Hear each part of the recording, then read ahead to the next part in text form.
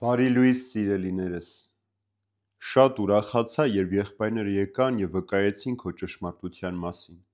այն թե ինչպես ես դու ընթանում ճշմարտությամբ։ Չունեմ ավելի մեծ ուրախություն, քան այն, երբ լսում եմ, թե իմ որդիները ճշմարտությամբ են ընթանում։ Սիրելիներս, շատ կարևոր է ծնողի համար, երբ լսում է տարբեր մարդկանցից, որ իր զավակը ճշմարիտ կյանք է ապրում և ճշմարտության մեջ է։ Նա, ով Քրիստոսի մեջ է ապրում, իր կյանքն էլ ճշմարիտ կյանք է և հատկապես վկայության կյանք է։ Մենք ցավոք սրտի այսօր շատ ունենք խոսորներ, ովքեր քրիստոնեության մասին են խոսում, իրենց հավատքի մասին են խոսում, բայց իրենց կյանքի մեջ այդ հավատքը չի երևում, գործնական կյանքի մեջ հավատքը մեռած է։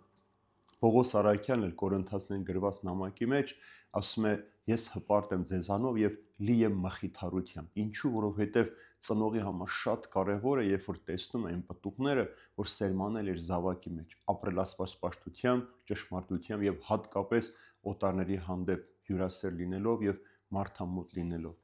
Մենք այսօր մարդիկը շատ ենք խուսափում իրարից։ Ամեն մեկս փորձում ենք մեր հոգսով, մեր անձնական խնդիրներով ապրել, բայց մեր քրիստոնեական հավատքի կյանքը չցուցադրել։ Բայց հակառակն է, յուրաքանչյուր քրիստոնյա պետք է ինձ դուրս գա եւ դիմացի որևէ մեկի համար ժամանակ տրամադրի, օգնի, մխիթարի, Աստծո խոսքը խոսի եւ այդ մարդու հոգու մեջ փրկություն ու խաղաղություն բերի Հիսուս Քրիստոսով։